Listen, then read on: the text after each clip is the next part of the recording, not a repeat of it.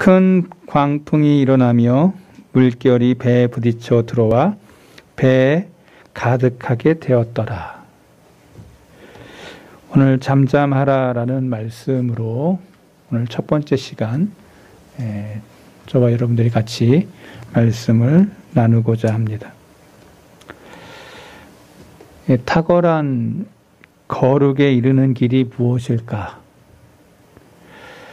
그것은 예수님을 친근히 알고 주님의 얼굴을 늘 배웁고 또 그분의 아름다움을 보는 것이 거룩으로 나아가는 가장 좋은 길이라는 것입니다. 바로 그리스도의 형상을 본받고 그리스도를 닮은 사람이 되고자 하는 사람은 끊임없이 그리스도를 공부해야 됩니다. 끊임없이 그리스도를 연구해야 됩니다. 우리나라가 유교 나라였습니다. 그래서 사람들에게 죽음이 찾아오면 그 시체를 묻을 때 빨간 홍포에다가 누구누구 학생지묘라고 한자로 쓰여집니다. 그게 무슨 말이냐? 누구누구가 평생 공부하다가 삶을 마감했다. 뭐 이런 말입니다. 예수 안 믿는 사람도 이 땅을 살면서 평생 배우다가 갔다. 뭐 이런 말을 관 위에다가 홍포에다가 학생지묘라고 쓰고 묻는다는 것이죠. 우리는 이 땅에서 평생 배우다 가는 겁니다. 우리 그리스도인들이 평생 내가 인간적으로 개인적으로 주님을 인격 대 인격으로 만난 사람들에게는 평생 주님 만나고 나서 주님 닮고자 평생 애쓰고 공부하다 간 인생을 크리스찬이라. 예수님을 가장 많이 닮으려고 몸부림치다 간 사람이다. 이게 그리스도인의 정체성인 거예요. 저와 여러분이 이 땅 가운데서 예수님을 가장 많이 닮으려고 몸부림치다 간 생애를 그리스도인이다 라고 말하고 있는 거예요. 그러니까 저와 여러분들이 예수님을 닮고자 일평생 몸부림쳤던 흔적이 있느냐, 그걸 주님이 찾으실 거라는 거예요. 그것을 보실 거라는 거예요. 누구만 알 수 있냐? 본인 자신만 분명히 자기 자신이 주를 위해서 어떤 흔적을 가졌는지 본인 자신은 안다는 거죠. 하나님과 본인 자신만은 내가 주님 닮으려고 얼마나 애썼는지, 얼마나 노력했는지, 얼마나 공부했는지, 얼마나 연구했는지 본인은 안다는 거예요. 본인은. 하나님과 본인만이 아는 그 믿음의 단계를 하나님이 아신다는 거예요. 그래서 복음서에 기록된 이유가 뭐냐?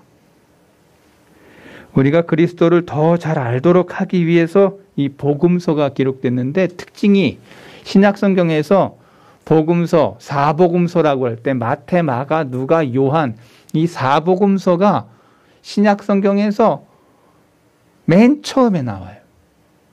근데 예수님의 이야기를 네 사람의 것으로 조명하는데 그것이 똑같은 것 같으면서도 서로 다른 것 같으면서도 하나로 이어지는 융합의 그 핵심 주제는 예수 그리스도라는 거예요. 예수 그리스도.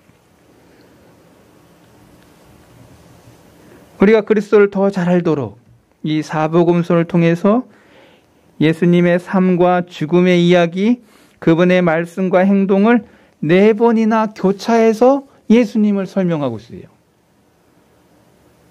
예수님을 보는 시각에 따라서 예수님의 시각을 정확하게 예수님을 표현하고 있다는 거예요. 왜?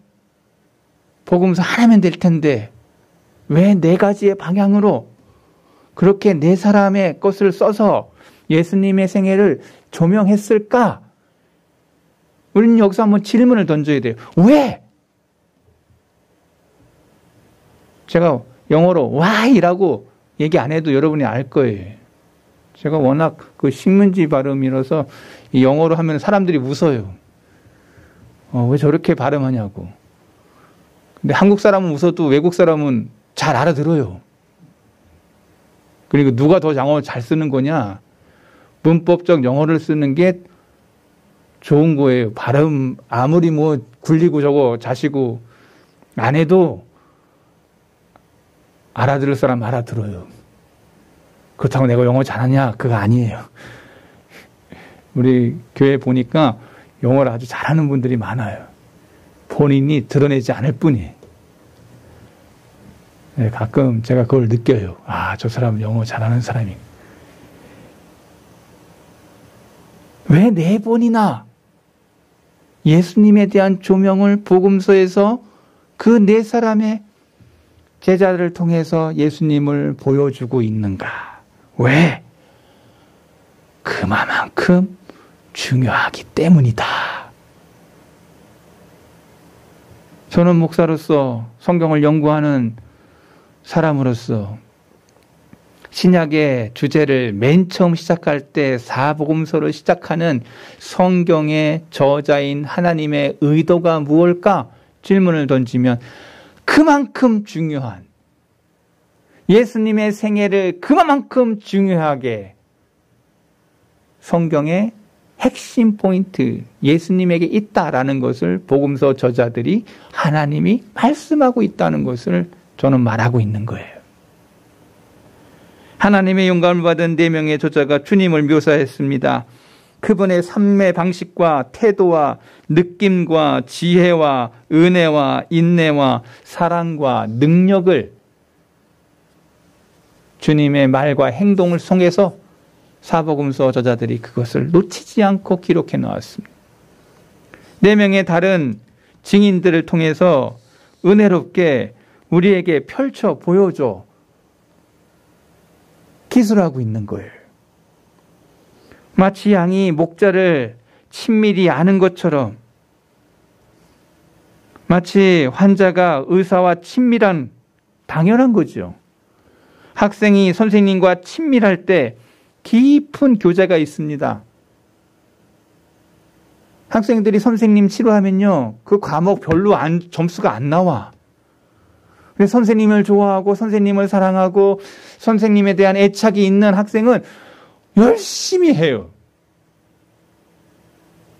학교 다녀봤잖아요, 다. 저도 고등학교 때 역사가 선생님이 되게 너무너무 멋있었어요. 제 눈에. 남자 대 남자로 멋졌어요. 많이 때리기도 하셨지만 넌 이렇게 살면 안 돼 하면서 많이 때리기도 했지만 그 선생님 통해서의 그 정신 세계를 알았기 때문에 역사 그래서 정말 열심히 공부했어요. 그래서 역사가 공부가 선생님을 좋아하니까 확 올라가더라고. 누군가 좋아하고 누군가 사랑하면 거기에 대한 관심과 사랑이 있기 때문에 그것에 대한 것이 넓혀지고 확장되는 거예요. 신부가 마땅히 신랑을 잘 알아야 되는 것처럼 아는 것만큼 사랑하고 아는 것만큼 섬기고 아는 것만큼 성숙할 수 있는 거예요. 한번 따라해 보겠습니다. 아는 것만큼. 여러분, 그래서 우리의 신앙도 아는 것만큼 성숙하고 성장해요. 아주 당연한 거죠. 바로 복음서는 그리스도를 잘 알도록 하기 위해서 기록된 책이에요. 예수님을 잘 알도록. 우리 그리스도인에게 영혼의 기초를 어디에 세워야 할까? 우리 영혼의 기초를 어디에 세워야 할까? 성경은 얘기합니다. 반석이신 예수 그리스도에게 세워라. 우리의 영혼의 기초석을 어디에 세워야 되냐? 반석이신 바위 위에 집을 지으라는 거예요. 그 반석이 누구냐? 그리스도라는 거예요. 날마다 많은 열매를 맺으려고 하면 누구를 더 잘 알아야 될까? 성경은 얘기합니다. 포도나무이신 주님에게 붙어 있으라고 얘기합니다. 성경은 먼 곳에 있는 것으로 얘기하지 않아요. 가장 가까운 비유를 사용했어요. 반석이 주님이시다. 포도나무가 주님이시다. 주님과 떨어질 수 없는 불가분의 관계를 주님과 우리의 관계로 설명하고 있어요. 그래서 성경은 예수님이 신랑이고 우리가 신부고, 그리고 주님이 목자고 우리는 양이고, 예수님을 인격적으로 만난 사람에게는 주님과 떨어질 수 없는 불가분의 관계, 주님이 끝까지 우리를 붙잡는 원리, 성도의 견인의 원리가 있어요. 하나님이 택한, 창세전에부터 택한 사람인 거예요. 저와 여러분이 예수님을 나의 주, 나의 하나님으로 내가 주님을 믿습니다 라고 얘기하는 것은 벌써 창세전에 이 땅이, 이 세계가 지어지기 전부터 벌써 하나님이 여러분을 택한 사람들이라는 거예요. 내 얘기 아니에요. 성경에 써 있어요. 창세전에 벌써 여러분들을 택한 영혼이라는 거예요. 얼마나 감사해요. 세계가 창조되기 전에 벌써 내가 하나님이 선택한 사람이라고. 하나님의 선택한 사람이라고.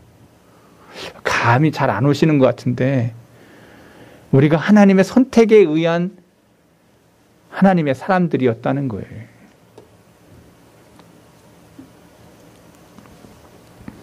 이 땅에서 우리를 실망시키거나 사랑하는 이가 먼저 떠났을 때 누가 우리를 위로하냐면 바로 우리의 맏형이신 그리스도라고 성경은 말하고 있어요.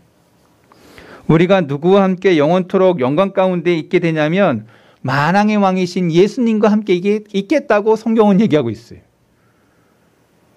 그래서 마라나타 주여 어서 오시옵소서 요한계시록의 사도 요한이 주님이 이제 강림하실 그날을 고대하고 있어요. 고대. 주여 속히 어서 오시옵소서. 이 코로나 시절에 저는 그런 생각합니다. 주님이 속히 오셨으면 좋겠다. 이 어려운 거 너무 힘들다. 길거리 나가보세요. 이게 지금 사람이 사는 현장이 맞는 건지. 다들 힘들어하고 다들 목말라하고 다들 불만이 팽천해 있어요. 지금. 이 하소연할 데가 없고 터질 데가 없는 그러한 지금 상황인 거예요.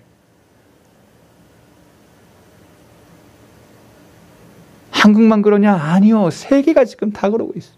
다 이 코로나 때문에 몸살을 앓고 있어요. 근데 성경을 보니까 마지막 말세가 되면 오는 증상과 전진조가 뭐냐? 지진과 기근과 이 전염병 지금 오고 있는 거예요.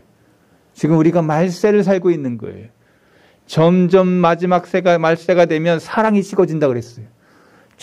점점 지금 이 시대가 사랑이 사라지고 있어요. 사랑이 식어지고 있어요.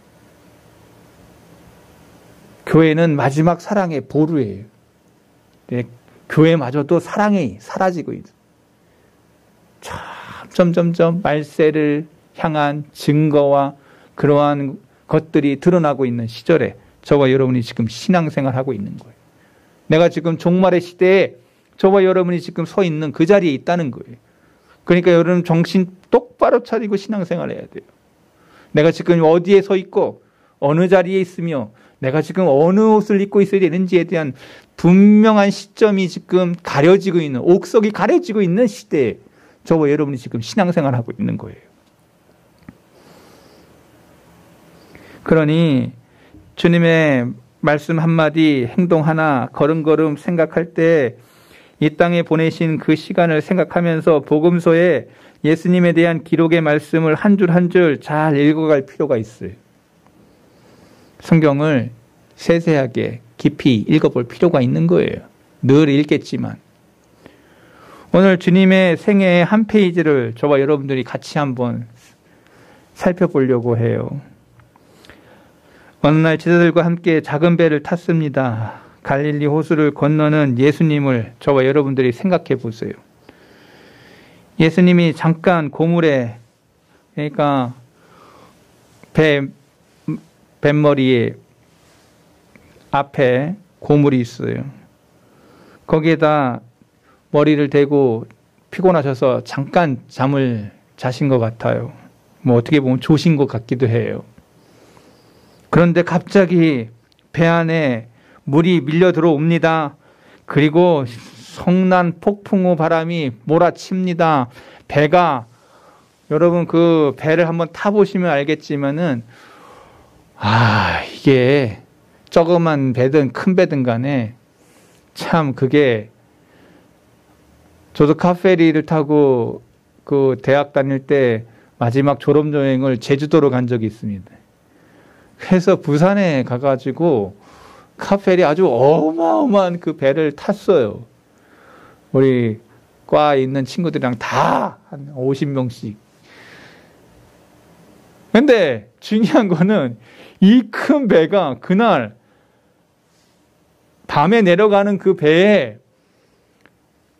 폭풍이 그날 올라오는 겁니다. 제주도 가는 그 배가, 이 카페리가 얼마나 큰데 그 배가 휘청휘청 하는 거예요. 이야, 그때 제가 느낀 게 하나 있습니다. 이야, 이렇게 큰 배가 이렇게 기우는 거예요. 야, 이게, 그러면서 배 멀미를 하는데, 아니, 왜 이렇게 그 고무통을 이렇게 우리 객실 안에 고무통이 왜 있나 했는데, 그게 이제 배 멀미하면 다 가서 이제 개우라고 있는 통이었던 거예요. 그 통이 왜 있나 했더니 그게 애들이 한두 명씩 계속해서 이제 가기 시작합니다. 이제 배멀미 대단합니다. 그 큰 배가 그렇게 배멀미가 심한 건 처음 봤어요. 그래서 제가 지금도 이게 무서운 거구나. 이 배가 이게 휘청휘청거리는 거니까 얼마나 무서운 건지를 제가 그때 알았어요. 그때 놀란 제자들은 자신의 선생인 예수님을 깨웁니다. 도와달라고 아우성을 칩니다. 선생님. 지금 우리가 죽게 됐습니다. 물이 다 들어옵니다. 이제 죽게 됐습니다. 잠에서 깨어나신 예수님 그 즉시 바람을 꾸짖으십니다. 잠잠하라, 고요하라 외치십니다. 파도가 잠잠합니다.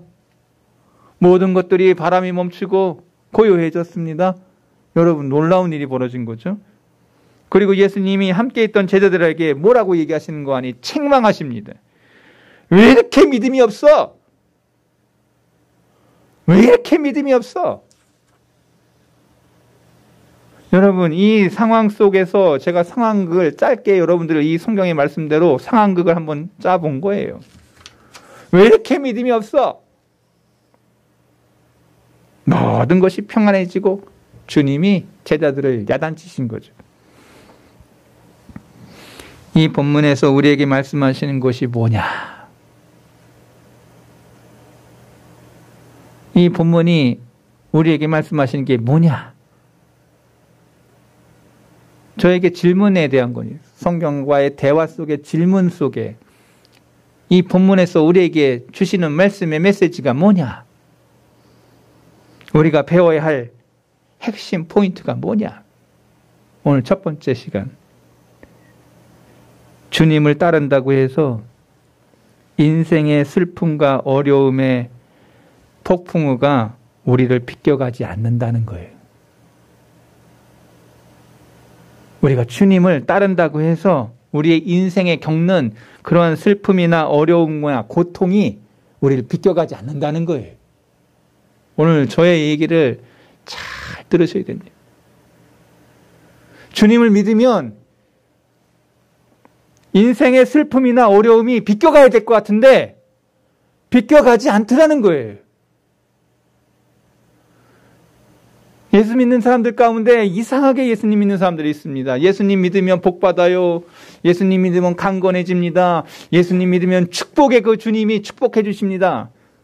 사중복음 뭐 어떻게 하면서 뭐 강건의 어떤 걸 하면서 여의도에 뭐 큰 목사님이 맨날 그런 설교한대요. 성경 한 곳만 보고 얘기하면 안 됩니다. 성경이 그것만 얘기한 게 아니에요. 비껴가는 게 아니에요. 예수님을 믿는다고 그러한 슬픔이 안 오고 고통이 안 오고 슬픔이 안 오는 게 아니에요. 성경이 뭐라고 얘기했는지를 잘 보세요. 어느 한 말씀이 팍 찍혔다고 전체 성경이 얘기하는 게 맞는지 안 맞는지를 고민하셔야 돼요. 성경 전체가 어디로 우리를 이끄는지를 봐야 돼요. 하나의 한 말씀에 꽂혔다고 그것을 성경 전체로 이해하지 못하고 그걸로 가게 되면 이단이 되는 겁니다. 잘못된 성도가 되는 겁니다. 이상한 신자가 되는 거예요.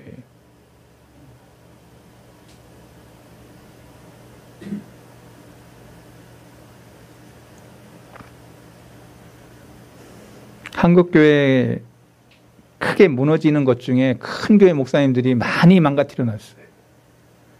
성경을 보는 시각이 너무 이상하게 거기에 편승하여 따라가는 성도들도 문제겠지만 그렇게 가르치는 목사님이 더 문제라고 저는 생각합니다.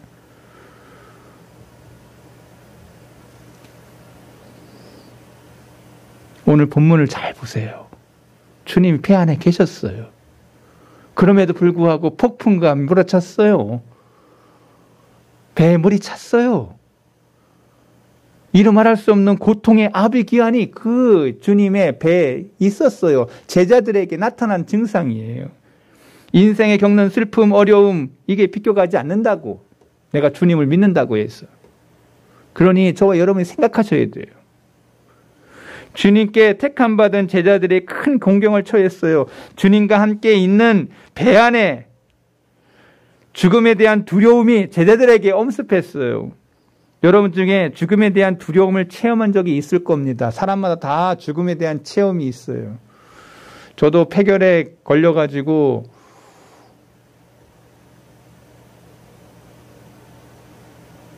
고등학교 3학년 때 걸려서 3개월 동안 병상 가운데 누워서 43kg, 지금 71kg 나가거든요. 근데 43kg 나갔어요. 그러니까 반이 사라진. 그때 의사 선생님 하신 말씀이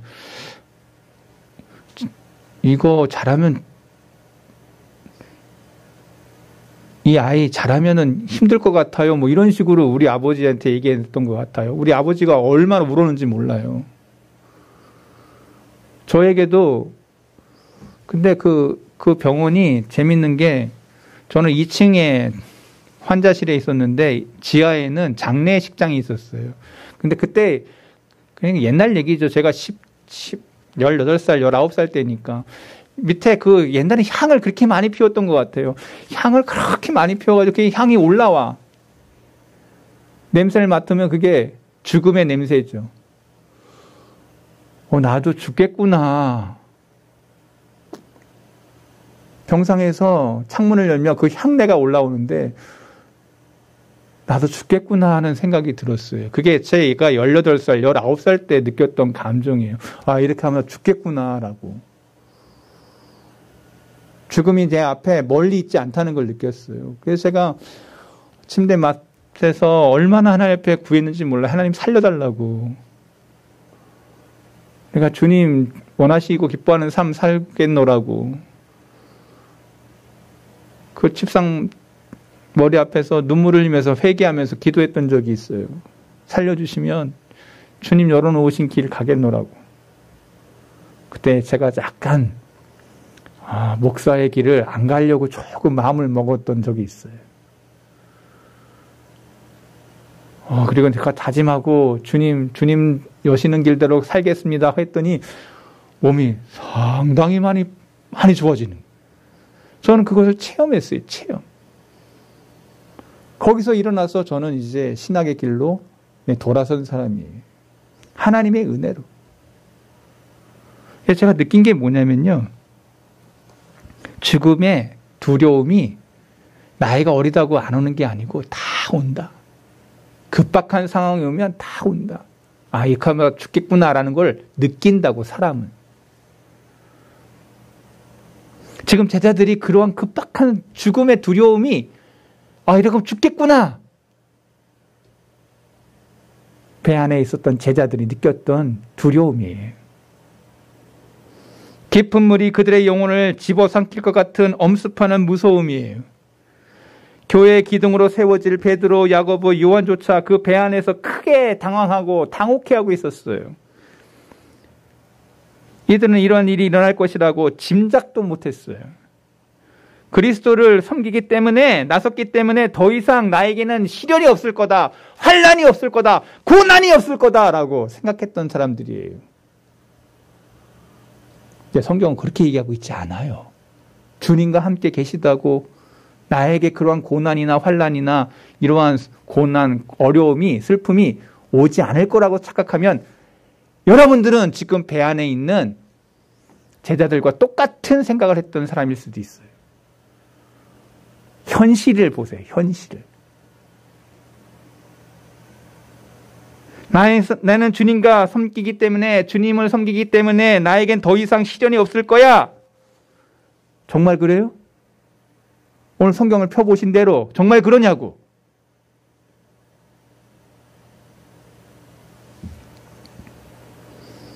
죽은 자를 일으키고 병든 자를 고치며 보리떡, 물고기 수천 명을 먹이시는, 말씀으로 귀신을 내쫓고, 이러한 사역을 감당하는 주님 옆에 있는 제자들의 마음속에 어떤 어려움이 와도 주님과 함께 있으면 이길 것이다 라고 생각하는 그들에게 배 안에서의 이 충격적 사건을 왜 성경이 기록하고 있는지를 한번 보세요. 우리 착각하면 안 돼요. 내가 주님과 함께 있다고, 여러분 주님과 함께 동행한다고 여러분에게 그러한 죽음의 두려움, 슬픔, 고통이 안 올 거냐? 옵니다. 성경적으로 얘기하자고, 성경적으로. 제자들에게 왔어요, 안 왔어요? 왔다. 왔다. 항상 원만한 여장과 좋은 날씨와 쉬운 코스만 있고 인생의 염려와 어려움이 없는 것, 이거를 얘기하고 있다면 성경을 지금 잘못 보고 있는 거예요. 착각하는 거예요. 그렇게 가르치는 목회자라면 성경을 너무 못 보고 있는 거예요. 사람들은 그러한 소리를 너무 좋아합니다. 그러한 소리를 너무 좋아합니다. 위로가 되거든.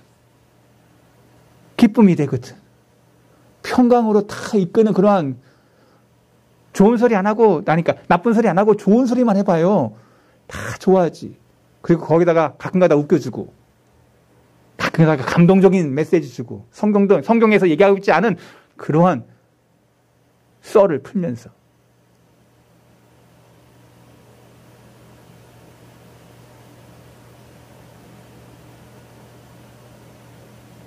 성경이 없습니다. 교회 안에 성경의 말씀의 메시지가 사라지고 있습니다. 그리고는 성도들이 웃는 얼굴로 교회 밖에 나간다고 은혜 받았다고 얘기합니까? 아닙니다. 성경의 이야기를 들은 게 아니에요. 하나님의 메시지를 들은 게 아니에요. 하나님의 말씀인 성경을 얘기한 게 아니에요. 성경이 뭐라고 얘기합니까? 오늘 성경을 보세요. 저는 여러분들과 나누고 싶은 게 이거예요. 만약 제자들이 그렇게 생각했다면 가장 큰 오해를 한 거예요. 도리어 주님은 누구든지 자신이 택한 내가 주님의 종이다 라고 그렇게 생각한다면 주님 말씀하셨어요. 너희들에게 많은 어려움을 겪게 될 거다. 너네 나 때문에 어쩌면 십자가 져야 되고, 너는 나 때문에 고통의 그 이름 말할 수 없는 그러한 것들이 너에게 올 거야. 고통을 감내해야 될 거야. 바울의 길이 쉬웠습니까? 베드로의 길이 쉬웠습니까? 야고보, 요한의 길이 쉬웠습니까? 성경을 읽어보세요. 그들이 쉬운 길을 걸어가지 않았어요. 스데반의 길이 쉬웠습니까? 성경을 읽어보세요. 아니에요. 고통이 늘 있었어요. 감옥에 가야 됐어요. 맨날 매를 맞아야 되만 했어요. 이루 말할 수 없는 슬픔의 눈물의 골짜기였어요. 여러분의 시각에 성경을 보는 관점을 저는 성경적으로 여러분 얘기하고 싶은 거예요. 성경을 왜곡시키면 안 됩니다. 우리는 이 사실을 분명히 이해할 필요가 있어요. 그리스도를 섬긴다고 해서 육신을 가진 인간이 겪을 수밖에 없는 질병과 무관해지는 게 아니에요. 아무리 신자라도 육신을 입고 있는 한 질병과 고통과 슬픔과 눈물과 상실과 십자가와 사별과 죽음이, 이별과 분리와 고민과 실망이 피할 수 없어요. 제가 너무 신랄하게 얘기하니까 많은 사람들이 의아해하는지도 모르지만 성경이 성경대로 이야기한다면 이것이 정확한 표현일 겁니다. 주님은 이러한 일을 겪지 않고 천국에 이를 것이라고 말씀하신 적이 없어요. 주님이 그렇게 말씀하신 적이 없어요. 아프지 않고 돈도 잘 벌고 장수하다가 고요히 주님 앞에서 부름받는 그러한 것을 꿈꿔요. 주님이 그렇게 말한 적이 없어요. 폭풍이 없는 잔잔한 바닷가에 그런 것을 주님이 약속한 적이 없어요. 여러분이 성경을 읽는 사람들이기 때문에 제가 이렇게 얘기합니다. 약속했다면 그 성경 가지고 오세요. 저는 그렇게 가르친 적이 없거니와 성경이 그렇게 기록되어 있지도 않아요. 이러한 복음을 전하는 사역자가 있다면 그 사람은 자기 복음을 전하는 것입니다. 우리 성도계 교우들 속지 마시기 바랍니다. 자기가 듣고 싶은 것만 듣고 자기가 위로받고 싶은 것만 그 자리를 사모하고 앉아있다면 그 신앙은 그러한 사람들밖에 없는 자리에 있는 거예요. 진짜 신앙을 지키고 싶습니까? 말씀의 자리에 있으시기 바랍니다. 말씀이 가라는 곳에 가 있고 말씀이 서라는 곳에 서 있고 말씀을 붙잡으려고 몸부림치는 그 자리가 여러분들의 믿음의 자리고 신앙의 자리인 줄로 믿습니다.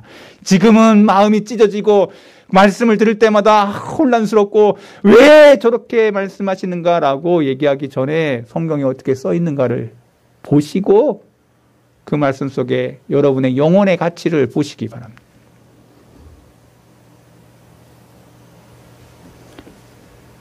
많은 사람들이 자기 복음을 증거하는 그러한 것을 좋아합니다. 예수님과 함께 건강하고 예수님과 함께 돈 많이 벌고 모든 것 갖기를 원하는 그러한 이야기 속에 사람들은 귀를 기울입니다. 이야, 우리 목사님 대단해. 너무 좋아, 너무 좋아. 사람들이 귀가 간지러운 그곳에 살살살살 긁어주는 그러한 이야기, 그러한 위로, 그러한 감동의 메시지, 성경 어디 써 있습니까? 그러한 메시지가. 걱정도 없고 가족 중에 아픈 사람도 없고 구름 한 점 없는 맑은 날씨만 계속되기를 바라는 그러한 이야기를만 쭉 이야기해 놓으면 천국이 따로 없네. 이 땅에 그런 곳은 없습니다. 제가 여러분들의 마음을 확 찢어 놓았을지 몰라도 이 땅에 그런 곳은 없습니다. 주님 나라에, 그 나라에 그것이 있을 것입니다. 이 땅에는 없습니다. 속지 마십시오. 하지만 성경은 이야기합니다. 그리스도와 십자가, 그리스도와 고난, 그리스도와 얼굴을 강타하는 그 비바람, 폭풍 후, 그리스도의 폭풍 후 이러한 것들이 제자들에게 있었다는 사실, 사람들이 좋아하지 않습니다. 여러분 가지고 있는 성경을 펴보세요. 어떻게 성경이 기록되고 있는지. 만약 그리스도인들이 그리스도를 내가 따른다고 한다면 모든 어려움에서 해방될 수 있다면 누가 참된 그리스도인지 어떻게 알 수 있어? 누가 알곡이고 누가 가라진지 어떻게 알 수 있어? 키질 같은 시험이 없다면 어떻게 알곡과 쭉정이를 구별할 수 있을까? 그리스도를 따르는 것이 부와 건강만 불러온다면 그리스도를 사랑해서 따라가는 건지 자기 자신을 사랑해서 따라가는지 어떻게 알 수 있어?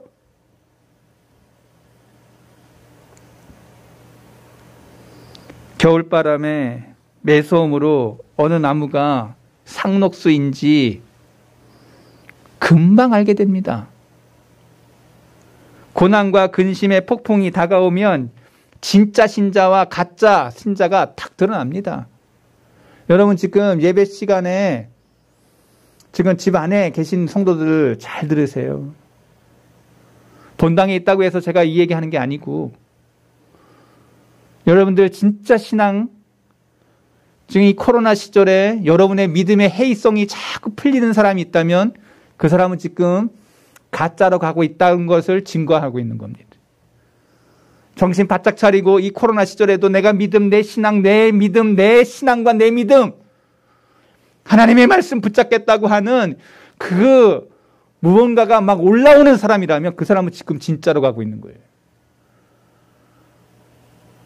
이제 나사 풀린 사람처럼 자꾸 신앙이 해이해지는 쪽으로 가고 있다면 여러분 지금 가짜로 가고 있다는 게 여러분들 말과 행동으로 보여지고 있을 거라는 거예요. 이럴수록 바짝 조이셔야 됩니다. 이럴수록 내가 진짜인지 가짜인지 드러나는 그 현장 속에 있다는 것을 기억하시기 바랍니다. 시험이 없이 어떻게 성화와 위대한 역사가 계속될 수 있겠냐. 어려움이야말로 우리가 믿음이 있는지 없는지를 알게 하는 시금석이라는 거예요. 코로나 시절에 우리의 믿음이 드러날 겁니다. 여러분의 신앙이 드러날 겁니다. 내가 이러한 시절에도 주님을 내가 얼마나 사랑하는지, 얼마나 주님을 따르는지, 얼마나 주님을 닮으려고 했는지 여러분께 드러날 겁니다. 목사는 잘 몰라요. 얘기하지 않으면 절대 알 수 없고요. 보지 못하면 절대 몰라요. 여러분 마음을 들춰보시는 주님이 알 겁니다. 여러분의 신앙과 여러분의 믿음을 하나님이 보실 겁니다. 고난은 선한 일에 많은 열매를 맺도록 우리를 다듬는 시금석입니다. 햇빛만 아니라 비바람과 폭풍의 날이 있을 때 진정한 추수의 기쁨이 오는 겁니다. 마냥 햇빛만 온다고 해서 농사가 잘 되는 게 아니에요. 폭풍과 와야 돼요. 그래야 진짜 알곡이 돼요. 자기를 보호하고 자기가 붙어 있으려고 몸부림치는 것이 늘어나요. 바람이 막 불면 떨어지지 않으려고. 저 옥상 위에 제가 토마토를 이렇게 심어놨는데 붙어 있으려고 토마토가 빨개지지 않은 저거는 떨어지지 않아요. 얼마나 열심히 붙어 있는지. 다 익고 난 다음에 열매가 떨어져요. 그 원리를 제가 옥상 위에 토마토 앞에서 묵상하면서 느꼈어요. 이거구나. 붙어 있어야 열매가 되는구나. 여러분의 신앙이 지금 이 코로나 시절에 주님에게 붙어 있는지, 주님을 닮으려고, 주님을 연구하려고, 주님을 사랑하려고, 주님을 애타게 붙잡고 있는지에 대한 것에 애타란 그 마음이 있는지 주님이 여러분의 마음을 들춰보실 겁니다. 오늘 이 말씀이 아프게 들리는 사람들이 있을 겁니다. 어떤 사람은 그게 우리 목사님 정말 옳은 얘기 하시네 라고 동의하는 사람도 있을 거고, 어떤 사람은 그게 무슨 말이야 부정하고 싶은 사람들도 많을 겁니다. 그리스도를 섬기고 구원받기를 원한다면 우리는 성경의 방식대로, 주님의 방식대로 해야 됩니다. 여러분 여기에 놀라운 원리가 있어요. 그리스도의 방식대로, 성경의 방식대로가 나오고 있어요. 그러함에도 주님이 책망하시잖아요. 왜 믿음이 없느냐라고. 시간 다 돼가지고 다음 주에 해야 될 이야기 제가 꼬투리만 이야기하고 말씀을 마칩니다. 믿음의 이야기 다음 시간에 이어서 증거하도록 하겠습니다. 많은 사람이 일시적으로 경주를 잘하다가 이내 포기하고 떠나버리는 이유가 바로 이 믿음의 문제예요. 믿음이 없는 사람은 떨어집니다. 그러나 믿음 있는 사람은 끝까지 주님과 붙어 있다고 하는 원리를 우리에게 말해주고 있는데 시간이 다 됐어. 저는 시간을 잘 지키는 사람입니다. 스스로 하나님의 자녀라고 믿는다면 주님의 방식대로 성화되고 성숙하고 성장하게 되는 원리를 다음 시간에 증거하도록 하겠습니다. 바른 길로 인도하사 거주할 성읍이 이르게 하시도다. 시편 107편 7절의 말씀을 다음 시간에 이어서 증거하려고 합니다. 믿음의 원리. 오늘 제가 잠시 폭풍우 가운데 배 안에 있었던 제자들의 마음의 상태와 그리고 오늘 내가 이 코로나 시절에 나의 믿음의 상태를 생각해 보면서 오늘 말씀을 같이 나누었는데 다음 시간 믿음의 원리를 같이 나누면서 저와 여러분들이 어느 길로 갈 거냐 진지하게 여러분의 영혼에게 묻는 그러한 축복의 시간을 다음 시간에 갖도록 하겠습니다. 기도하겠습니다. 거룩하신 하나님 아버지,